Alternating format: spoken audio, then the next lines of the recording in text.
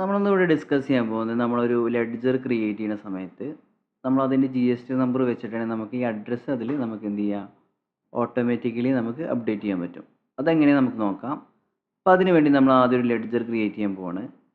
ആദ്യം നമ്മൾ മാസ്റ്റേഴ്സിൽ വരിക, അതായത് ഗേറ്റ് ഓഫ് ടാലിയിൽ വന്നിട്ട് എന്ത് ചെയ്യണം, ക്രിയേറ്റ് ചെയ്യാം. എന്നിട്ട് ലെഡ്ജർ നമ്മൾ സെലക്ട് ചെയ്തിട്ട് ക്രിയേറ്റ് ചെയ്യാം. അപ്പോൾ ഞാൻ ജസ്റ്റ് ഒരു പേര് കൊടുക്കണം, സുദർശൻ ആൻഡ് അസോസിയേറ്റ്സ് കൊടുക്കണം. നമ്മൾ അതിൻ്റെ അണ്ടർ നമ്മളിപ്പോൾ സൺഡ്രി ഡെപ്റ്റർ ആണെങ്കിൽ അത് ഏതാണോ, ക്രെഡിറ്റ് ആണെങ്കിൽ ക്രെഡിറ്റ് കൊടുക്കുക, സൺഡ്രി ഡെപ്റ്റർ ആണെങ്കിൽ ഡെപ്റ്റർ കൊടുക്കുക.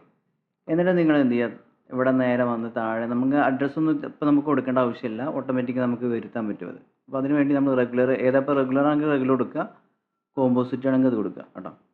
എന്നിട്ട് താഴെ ഇവിടെ ഈ GST എന്നുള്ള ഇവിടെ നമ്മൾ എന്ത് ചെയ്യുക, GST എൻ്റർ ചെയ്ത് കൊടുക്കുക. എന്നിട്ട് ജസ്റ്റ് ഒന്ന് എൻ്റർ ചെയ്യുക. എന്നിട്ട് വീണ്ടും ബാക്ക് സ്പേസ് അടിച്ചിട്ട് നമ്മളിവിടെ റൈറ്റ് സൈഡിൽ കാണാം, നമുക്ക് ഫെച്ച് ഇൻ ഡീറ്റെയിൽസ് എന്നൊരു ഓപ്ഷൻ കാണാം, അതിൽ ക്ലിക്ക് ചെയ്യുക.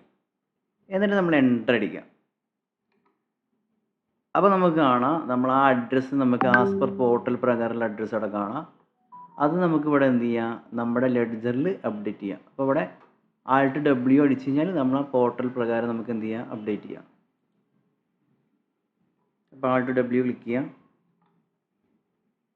എന്നിട്ട് എൻ്റർ അടിച്ചിട്ട് നമുക്ക് എന്ത് ചെയ്യാം, സേവ് ചെയ്യാൻ പറ്റുന്നതാണ്. അപ്പോൾ നമ്മൾ ലെഡ്ജർ നമ്മൾ ക്രിയേറ്റ് ചെയ്യുന്ന സമയത്ത് നമ്മുടെ GST നമ്പർ വെച്ചിട്ട് നമുക്ക് ഓട്ടോമാറ്റിക്കലി നമുക്ക് അഡ്രസ്സ് നമുക്ക് ഇതിൽ അപ്ഡേറ്റ് ചെയ്യാൻ പറ്റും.